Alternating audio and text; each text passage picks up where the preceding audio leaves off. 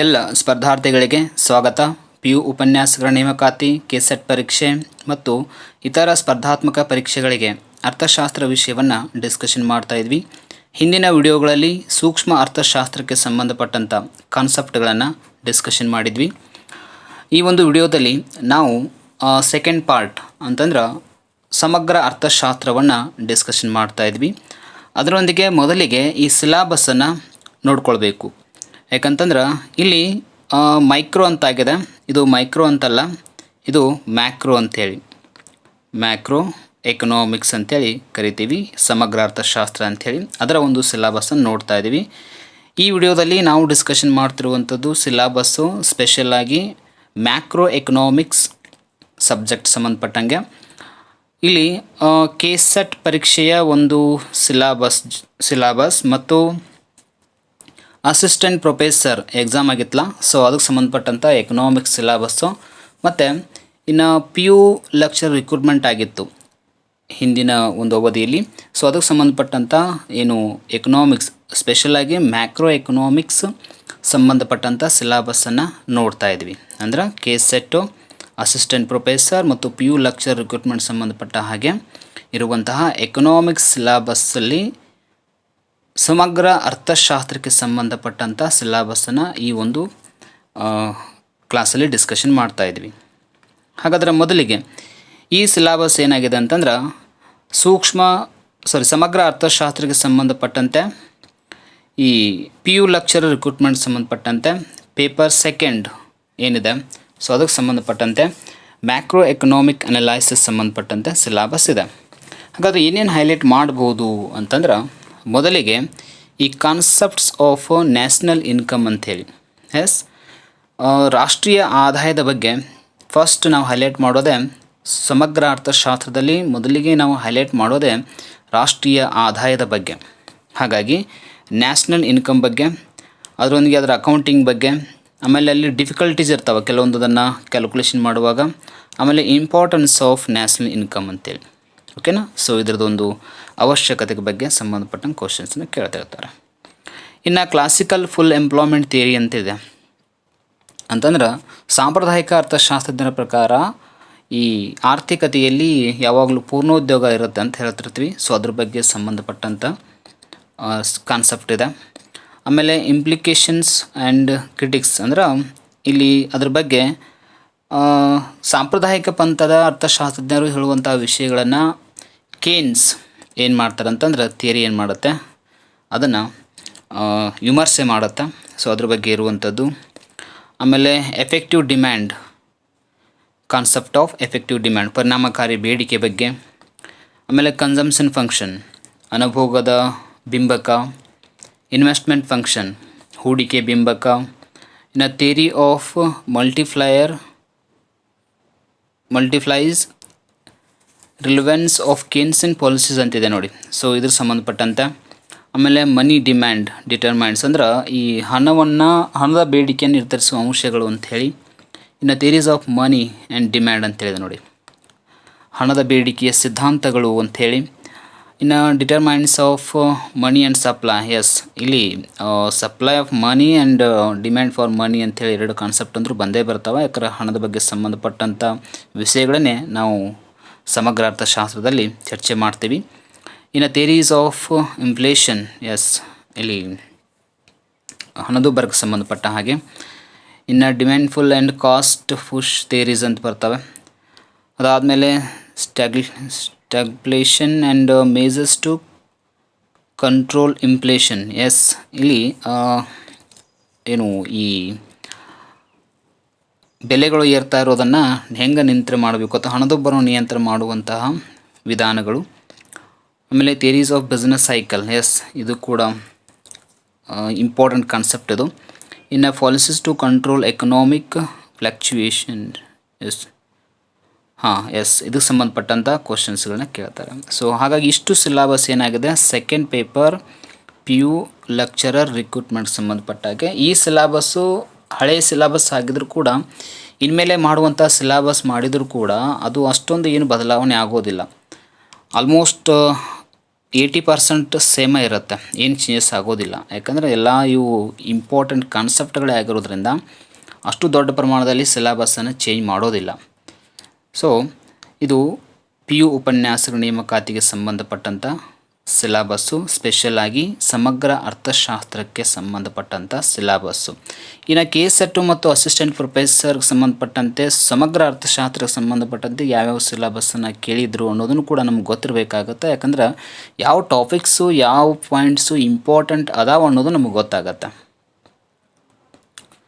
S, ಇದು assistant professor degree college ಏನು professor call ಆಗಿತ್ತಲ್ಲ, ಸೊ ಇದು ಅಸಿಸ್ಟೆಂಟ್ ಪ್ರೊಫೆಸರ್ ಸಂಬಂಧಪಟ್ಟಂತೆ ಎಕನಾಮಿಕ್ಸ್ ಏನು ಸಿಲೆಬಸ್ ಇದೆ ಅದರಲ್ಲಿ ಸ್ಪೆಷಲಾಗಿ ಮ್ಯಾಕ್ರೋ ಎಕನಾಮಿಕ್ಸ್ ಸಂಬಂಧಪಟ್ಟಂತೆ ಸಿಲೆಬಸ್ ಏನೇನು ಹೈಲೈಟ್ ಮಾಡ್ತಾರೆ ಅನ್ನೋದನ್ನು ನೋಡ್ಬೋದು ನಾವಿಲ್ಲಿ.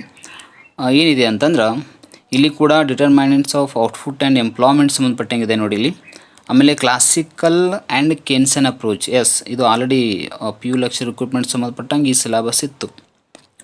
ಅದರೊಂದಿಗೆ consumption hypothesis, post and Keynesian and supply, ಇದು ಕೂಡ ಕಾನ್ಸೆಪ್ಟ್ ಇದೆ ನೋಡಿ. ಇನ್ನು theories of demand for money, yes ಇದು ಆಲ್ರೆಡಿ ಬಂದಿರುವಂಥದ್ದು, ಅದು ಕಾನ್ಸೆಪ್ಟ್ ಇಲ್ಲ. ಅಂದರೆ ಅವರು ಕೊಡುವಂತಹ ಟಾಪಿಕ್ಸ್ಗಳು ಸ್ವಲ್ಪ ಬೇರೆ ಬೇರೆ ಅನಿಸಿದ್ರು ಕೂಡ ಆಲ್ಮೋಸ್ಟ್ ಎಲ್ಲ ವಿಷಯ ಅದಾಗಿರುತ್ತೆ, ಏನು ಅಂಥ ಚೇಂಜಸ್ ಅಂತೂ ಇರೋದಿಲ್ಲ. ಇಲ್ಲಿ ಏನು ಚೇಂಜ್ ಮಾಡೋಕ್ಕೆ ಸಾಧ್ಯವೂ ಇಲ್ಲ. ಯಾಕಂತಂದ್ರೆ ಎಕನಾಮಿಕ್ಸಲ್ಲಿ ಏನು ಸ್ಟಾರ್ಟಿಂಗ್ ಥಿಯರಿಯನ್ನು ಕೊಟ್ಟಿದ್ದಾರೆ ಅದೇ ಥರನೇ ಇರುತ್ತೆ, ಅದನ್ನು ಮತ್ತೇನು ಚೇಂಜ್ ಮಾಡೋಕ್ಕಾಗೋದಿಲ್ಲ.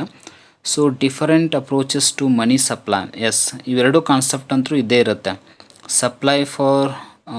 Supply for money and demand for money ಏನಿದೆ ಕಾನ್ಸೆಪ್ಟ್, ಇವೆರಡು ಕಾಮನ್ ಆಗಿ ಎಲ್ಲ ಎಕ್ಸಾಮ್ಸ್ಗಳಲ್ಲಿ ಇದ್ರ ಬಗ್ಗೆ ರಿಲೇಟೆಡ್ ಕ್ವಶನ್ಸನ್ನು ಕೇಳಿರ್ತಾರೆ. ಇನ್ನು ನೆಕ್ಸ್ಟ್ ಹೈಲೈಟ್ ಆಗಿರುವಂಥದ್ದು ನ್ಯಾಷನಲ್ ಇನ್ಕಮ್ ನೋಡಿ, ಇದು ಸ್ಟಾರ್ಟಿಂಗ್ ಇತ್ತಾಗಲೇ ನಾವು ನೋಡಿದಾಗ. ಇನ್ನು various concepts and measurement and problems ಅಂಥೇಳಿ ಇದಕ್ಕೆ ಸಂಬಂಧಪಟ್ಟಂಗೆ ಅಂದ್ರೆ ನಾವಾಗಲೇ PU ಉಪನ್ಯಾಸಕ ನೇಮಕಾತಿ ಸಂಬಂಧಪಟ್ಟಂಗೆ ಎಕನಾಮಿಕ್ಸ್ ಮ್ಯಾಕ್ರೋ ಎಕನಾಮಿಕ್ಸ್ ನೋಡ್ತಾ ಇದ್ದೀವಿ ಸಿಲೆಬಸ್, ಅಲ್ಲಿ ನ್ಯಾಷನಲ್ ಇನ್ಕಮ್ ಇತ್ತು. ಅದರೊಂದಿಗೆ ಇಲ್ಲಿ ಮೆಜರ್ಮೆಂಟ್ ಆ್ಯಂಡ್ ಪ್ರಾಬ್ಲಮ್ಸ್ ಅಂತಿತ್ತು. ಇನ್ನು theories of business cycle, yes ಇದಂತೂ ರಿಪೀಟ್ ಆಗಿದೆ.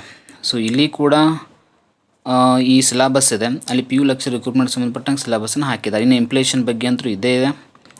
ಇನ್ನು measurements of monetary and physical, ಇದು ಸ್ವಲ್ಪ ಚೇಂಜ್ ಇದೆ, ಇದನ್ನು ಬ್ರ್ಯಾಕೆಟಲ್ಲಿ ಕೊಟ್ಟಿದ್ದಾರೆ ಅಂತಂದ್ರೆ ಸೊ ಅದನ್ನು ಕೂಡ ಕೇಳ್ತಿರ್ತಾರೆ ರಿಲೇಟೆಡ್ ಅಂತಂದಂಗೆ ಆಯಿತು. ಹಾಗಾದ್ರೆ ಸಮಗ್ರ ಅರ್ಥಶಾಸ್ತ್ರ ಅನ್ನೋದು ಮೇನ್ ಹೈಲೈಟ್ ಅಂದರೆ ಯಾವುದು ಅಂತಂದ್ರೆ ನ್ಯಾಷನಲ್ ಇನ್ಕಮ್, ಇನ್ನು ಹಣದ ಬೇಡಿಕೆ ಮತ್ತು ಪೂರೈಕೆ, ಥಿಯರೀಸ್ ಆಫ್ ಇನ್ಫ್ಲೇಷನು ಹಣದುಬ್ಬರ ಸಂಬಂಧಪಟ್ಟಂಗೆ, ಅದರೊಂದಿಗೆ ಈ ಕ್ಲಾಸಿಕಲ್ ಆ್ಯಂಡ್ ಕೆನ್ಸ್ ಅಂದರೆ ಸಾಂಪ್ರದಾಯಿಕ ಮತ್ತು ಏನು ಕೆನ್ಸನ ಒಂದು ಸಮಗ್ರ ಅರ್ಥಶಾಸ್ತ್ರ ಸಿದ್ಧಾಂತ ಏನಿದೆ ಅದಕ್ಕೆ ಸಂಬಂಧಪಟ್ಟಂಗೆ ಕ್ವಶನ್ಸ್ ಕೇಳ್ತಾರೆ ಅನ್ನಂಗಾಯಿತು. Next consumption. ಸೊ ಇವೇ ಮೇನ್ ಇಂಪಾರ್ಟೆಂಟ್ ಕಾನ್ಸೆಪ್ಟ್ಗಳು ಸಮಗ್ರ ಅರ್ಥಶಾಸ್ತ್ರದಲ್ಲಿ ಅನ್ನೋದು ನಮಗೆ ಕ್ಲಿಯರ್ ಆಗುತ್ತೆ. ಇನ್ನು ನೆಕ್ಸ್ಟ್ ನಾವು ನೋಡಬಹುದು ಈ KSET ಪರೀಕ್ಷೆಯಲ್ಲಿ ಯಾವ ರೀತಿಯಾಗಿ ಸಮಗ್ರ ಅರ್ಥಶಾಸ್ತ್ರಕ್ಕೆ ಸಂಬಂಧಪಟ್ಟಂಥ ಸಿಲೆಬಸ್ಸನ್ನು ಇಟ್ಟಿದ್ದಾರೆ ಅಂಥೇಳಿ.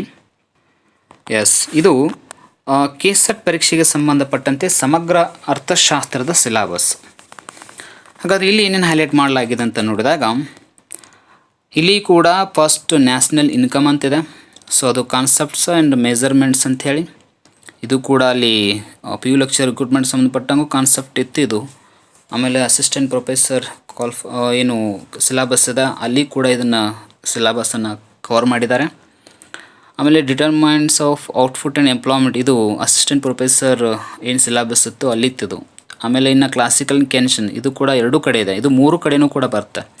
ಕ್ಲಾಸಿಕಲ್ ಆ್ಯಂಡ್ ಕೆನ್ಸನ್ ಅಪ್ರೋಚ್ ಅನ್ನೋದು ಎಲ್ಲ ಎಕ್ಸಾಮ್ಸ್ಗಳಲ್ಲಿ ಸ್ಪೆಷಲಾಗಿ ಸೆಟ್ಟು, ನೆಟ್ಟು, PU ಆ್ಯಂಡ್ ಡಿಗ್ರಿ ಏನೆಲ್ಲ ಅದಾವಲ್ಲ ಎಕ್ಸಾಮ್ಸ್ ಇವು ಸ್ಪೆಷಲಾಗಿ ಎಕನಾಮಿಕ್ಸ್ ಸಂಬಂಧಪಟ್ಟಂಥವು. ಸೊ ಅವುಗಳಿಗೆ ಇವುಗಳಂತರ ಕಂಪಲ್ಸರಿ ಕೇಳಿರ್ತಾರೆ ಇವಾಗ ಸಂಬಂಧಪಟ್ಟಂಥ ಕ್ವಶನ್ಸ್ಗಳನ್ನು. ಇನ್ನು ಆಗಲೇ ಫಸ್ಟ್ ನಾವು ನೋಡಿದ ಹಾಗೆ ಇಲ್ಲಿ ಕನ್ಸಂಪ್ಷನ್ ಫಂಕ್ಷನ್ ಆಯಿತು ಮತ್ತು ಇನ್ವೆಸ್ಟ್ಮೆಂಟ್ ಫಂಕ್ಷನ್, ಇದನ್ನಂತೂ ಕಾಮನ್ ಆಗಿ ಕೇಳುವಂಥ ಕ್ವಶನ್ಸ್ ಎಲ್ಲ ಇವು ಬಹಳ ಇಂಪಾರ್ಟೆಂಟ್ ಕಾನ್ಸೆಪ್ಟ್ ಇವು. ನೆಕ್ಸ್ಟ್ ಇರುವಂಥದ್ದು ಮಲ್ಟಿಫ್ಲಯರ್ ಆ್ಯಂಡ್ ಎಕ್ಸಲರೇಟರ್ ಅಂತಿದೆ ನೋಡಿ, ವೇಗೋತ್ಕರ್ಷ, ಗುಣಕ ಮತ್ತು ವೇಗೋತ್ಕರ್ಷಕ್ಕೆ ಸಂಬಂಧಪಟ್ಟಂಥ ಪ್ರಶ್ನೆಗಳನ್ನು ಕೇಳ್ತಾರಂತಾಯಿತು. ಇದು ಒಂದು ಇಲ್ಲಿ ಹೊಸದಂತೇನಿಲ್ಲ, ಇದು ಇರುವಂಥದ್ದು. ಆದರೆ ನಾವು ಯಾವ ಟಾಪಿಕ್ಸ್ಗಳನ್ನು ಹೆಚ್ಚು ಕೇಳಬಹುದು ಅನ್ನೋದನ್ನು ಕನ್ಫರ್ಮ್ ಮಾಡ್ಕೊಳ್ಳೋ ಸಲುವಾಗಿ ಈ 3 ಸಿಲೆಬಸ್ಗಳನ್ನು ನೋಡ್ತಾ ಇದ್ದೀವಿ. ಹಾಗಾದರೆ next demand for supply. Demand for money and supply for ಮನಿ ಅಂತೇಳಿ. ಓಕೆನಾ? ಹಾಗಾದರೆ ಇಲ್ಲಿ ಡಿಮ್ಯಾಂಡು, ಬೇಡಿಕೆ ಮತ್ತು ಪೂರೈಕೆ ಅನ್ನೋದು ಹಣಕ್ಕೆ ಸಂಬಂಧಪಟ್ಟಂಥ ಕಾನ್ಸೆಪ್ಟ್ಗಳನ್ನು ಕೇಳಿರ್ತಾರೆ ಅಂತ ಆಯಿತು. ಇನ್ನು ಇಲ್ಲಿ ಹೈಲೈಟ್ ಆಗುವಂಥದ್ದು ಇನ್ನೊಂದು ಯಾವುದು, ISLM ಮಾಡೆಲ್ ಅಪ್ರೋಚ್ ಅಂತ. ಇದೊಂದು ಸ್ವಲ್ಪ ಇಲ್ಲಿ ಹೈಲೈಟ್ ಮಾಡಿರುವಂಥದ್ದು ಈ ಒಂದು KSET ಪರೀಕ್ಷೆಗೆ ಸಂಬಂಧಪಟ್ಟಂತೆ. ಈ ಸಿಲೆಬಸ್ ಇರೋದು KSET ಸಿಲೆಬಸ್. ಓಕೆನಾ? ಈ ನೆಕ್ಸ್ಟು ಇನ್ಫ್ಲೇಷನ್ ಇಲ್ಲಿದೆ. ಆಮೇಲೆ ಇನ್ಫ್ಲೇಷನ್ದಲ್ಲಿ ಮತ್ತೇನಾಗಿದೆ ಅಂದ್ರೆ ಈ ಫಿಲಿಪ್ಸ್ ಕರ್ವ್ ಅಂತೇಳಿ ಇದು ಹೈಲೈಟ್ ಮಾಡಿದೆ ನೋಡಿ. ಫಿಲಿಪ್ಸ್ ಕರ್ವ್ ಇಲ್ಲಿ ಹೈಲೈಟ್ ಆಗುತ್ತೆ, ಅಲ್ಲಿ ಹಿಂದಿನ ಸಿಲೆಬಸ್ಸಲ್ಲೂ ಕೂಡ ಇದನ್ನು ಸಪ್ರೇಟಾಗಿ ಮೆನ್ಷನ್ ಮಾಡಿಲ್ಲ, ಆದರೆ ಇದು ಬರುತ್ತೆ ಅದರೊಳಗೆ. ಅಲ್ಲಿ ಸಿಲೆಬಸ್ ಇದೆ, ಅದಕ್ಕೆ ರಿಲೇಟೆಡ್ ಇದು ಕಾನ್ಸೆಪ್ಟ್ ಬಂದೇ ಬರುತ್ತೆ. ಇನ್ನು ಬಿಸ್ನೆಸ್ ಸೈಕಲ್ ಅಂತೂ ಇದ್ದೇ ಇತ್ತು, ಆಗ್ಲಿನ ಕೂಡ 2 ಸಿಲೆಬಸ್ಗಳಲ್ಲಿತ್ತು. ಇನ್ನು ಮಾನಿಟರಿ ಆ್ಯಂಡ್ ಫಿಸ್ಕಲ್ ಪಾಲಿಸಿ ಇದು ಅಸಿಸ್ಟೆಂಟ್ ಪ್ರೊಫೆಸರ್ ಎಕನಾಮಿಕ್ಸ್ ರಿಲೇಟೆಡ್ ಸಿಲೆಬಸ್ಸಲ್ಲಿ ಇದು ಈ ಕಾನ್ಸೆಪ್ಟ್ ಇದೆ. ಇನ್ನು relation expectation hypothesis and it's critics ಅಂಥೇಳಿ ಇದು ಸ್ವಲ್ಪ ಏನಾಗಿದೆ ಅಂದರೆ ಹೊಸದಂತೂ ಏನಲ್ಲ, ಅಲ್ಲಿ ಕೆಲವೊಂದು ರಿಲೇಟೆಡ್ ಟಾಪಿಕ್ಸ್ ಬಂದಾಗ ಇದನ್ನು ಅಲ್ಲಿ ನೋಡುವಂಥದ್ದು. ಹಾಗಾದ್ರೆ ಈಗ ನಾವು ನೋಡಿರುವಂತಹ 3 ಸಿಲೆಬಸ್ ಯಾವುದು, PU ಲೆಕ್ಚರ್ ಆಗಿರ್ಬೋದು, KSET ಆಗಿರ್ಬೋದು, ಆಮೇಲೆ ಅಸಿಸ್ಟೆಂಟ್ ಪ್ರೊಫೆಸರ್ ಎಕ್ಸಾಮ್ಸ್ ಏನಿವೆ. ಸೊ ಇವು 3 ಎಕ್ಸಾಮ್ಸ್ಗಳಲ್ಲಿ ಸಮಗ್ರ ಅರ್ಥಶಾಸ್ತ್ರಕ್ಕೆ ಸಂಬಂಧಪಟ್ಟಂತೆ ಕಾನ್ಸೆಪ್ಟ್ಗಳನ್ನು ನಾವು ಫೋಕಸ್ ಮಾಡಬೇಕಾಗಿದ್ದು. ಇವುಗಳ ನೋಡಿ ನಮಗೆ ಅರ್ಥ ಆಗುತ್ತೆ, ನಾವು ನಿಜವಾಗ್ಲೂ ಸಮಗ್ರ ಅರ್ಥಶಾಸ್ತ್ರದಲ್ಲಿ ಏನನ್ನು ಕಲಿಬೇಕಾಗಿದೆ ಅನ್ನೋದು ನಮಗೆ ಕನ್ಫರ್ಮ್ ಆಗುತ್ತೆ. ಹಾಗಾದರೆ ಕಲಿಬೇಕಾಗಿದ್ದು ಯಾವುದು ಅಂತಂದ್ರೆ ನ್ಯಾಷನಲ್ ಇನ್ಕಮ್, ಕನ್ಸಂಪ್ಷನ್ ಫಂಕ್ಷನ್ ಆಯಿತು, ಕೆನ್ಸನ್ ಮತ್ತು ಕ್ಲಾಸಿಕಲ್ ಅಪ್ರೋಚ್, ಆಮೇಲೆ ಇನ್ವೆಸ್ಟ್ಮೆಂಟ್ ಫಂಕ್ಷನು. ಇನ್ನು ಭಾಳ ಇಂಪಾರ್ಟೆಂಟ ಮನಿ, ಹಣದ ಬಗ್ಗೆ, ಹಣದ ಬೇಡಿಕೆ, ಹಣದ ಪೂರೈಕೆ ಬಗ್ಗೆ, ಅದಾದಮೇಲೆ ಈ ಹಣದುಬ್ಬರದ ಬಗ್ಗೆ, ಆಮೇಲೆ ಬಿಸ್ನೆಸ್ ಸೈಕಲ್. ಸೊ ಇಷ್ಟು ಇಂಪಾರ್ಟೆಂಟ್ ಕಾನ್ಸೆಪ್ಟ್ಗಳು ಇವಂತೂ ನಾವು ಮ್ಯಾಕ್ರೋ ಎಕನಾಮಿಕ್ಸ್ ರಿಲೇಟೆಡ್ ಇರುವಂತಹ ಇಷ್ಟು ಕಾನ್ಸೆಪ್ಟ್ಗಳನ್ನಾದರೂ ನಾವು ಕಂಪಲ್ಸರಿ ಸ್ಟಡಿ ಮಾಡಲೇಬೇಕು. ಸೊ ಇಷ್ಟು ಮಾಡಿದರೆ ನಮಗೆ ಸಮಗ್ರ ಅರ್ಥಶಾಸ್ತ್ರಕ್ಕೆ ಸಂಬಂಧಪಟ್ಟಂತಹ ಏನು ಕಾನ್ಸೆಪ್ಟ್ಗಳಿವೆ ನಮಗೆ ಕವರ್ ಅಪ್ ಆಗ್ತವೆ. ಯಾಕಂತಾರೆ ಇವು 3 ಸಿಲೆಬಸ್ಸನ್ನು ಯಾಕೆ ನಾನು ಡಿಸ್ಕಷನ್ ಮಾಡಿದ್ದೀನಿ ಅಂತಂದರೆ ನಾವು ಯಾವ ಟಾಪಿಕನ್ನು ಹೈಲೈಟ್ ಆಗಿ ಓದಬೇಕಾಗಿದೆ ಅನ್ನೋದು ನಮಗೆ ಕನ್ಫರ್ಮ್ ಆಗುತ್ತೆ. ಸ್ಪೆಷಲಾಗಿ ಸಮಗ್ರ ಅರ್ಥಶಾಸ್ತ್ರಕ್ಕೆ ಸಂಬಂಧಪಟ್ಟಂತೆ 3 ಎಕ್ಸಾಮ್ಗಳಲ್ಲಿ ಯಾವ ಟಾಪಿಕನ್ನು ರಿಪೀಟಾಗಿ ಕೇಳ್ತಾರೆ, ಅದೇ ಟಾಪಿಕ್ ಮೇಲೆ ಹೈಲೈಟಾಗಿ ಕ್ವಶನ್ ಕೇಳ್ತಾರೆ ಅನ್ನೋದು ನಮಗೆ ಕನ್ಫರ್ಮ್ ಆಯಿತು.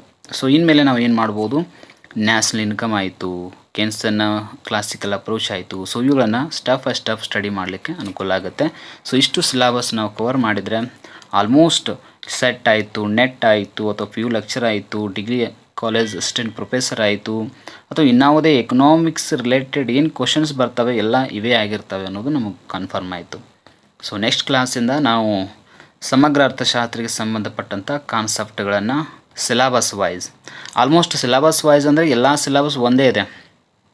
KSET ಆಗಿರ್ಬೋದು, PU ಲೆಕ್ಚರ್ ಆಗಿರ್ಬೋದು, ಮತ್ತು ಅಸಿಸ್ಟೆಂಟ್ ಪ್ರೊಫೆಸರ್ ಆಗಿರ್ಬೋದು, ಮತ್ತು ನೆಟ್ ಸಿಲೆಬಸ್ ಆಗಿರ್ಬೋದು, ಎಲ್ಲ ಒಂದೇ ಥರನೇ ಇದೆ ಆಲ್ಮೋಸ್ಟು. ಸೊ ಇಲ್ಲಿ ಎಲ್ಲವನ್ನೂ ಕೂಡ ಸ್ಟೆಪ್ ಬೈ ಸ್ಟೆಪ್ ನಾವು ಆಲ್ಮೋಸ್ಟ್ ಕವರ್ ಅಪ್ ಮಾಡ್ಕೊಂಡು ಹೋಗ್ಬಿಟ್ರೆ ಎಲ್ಲ ಎಕ್ಸಾಮ್ಸ್ಗಳಿಗೆ ಕೂಡ ಹೆಲ್ಪ್ ಆಗುತ್ತೆ. ಸೊ ನೆಕ್ಸ್ಟ್ ಕ್ಲಾಸಿಂದ ಈ ನ್ಯಾಷನಲ್ ಇನ್ಕಮ್ ಬಗ್ಗೆನೇ ಸ್ಟಾರ್ಟ್ ಮಾಡೋಣ.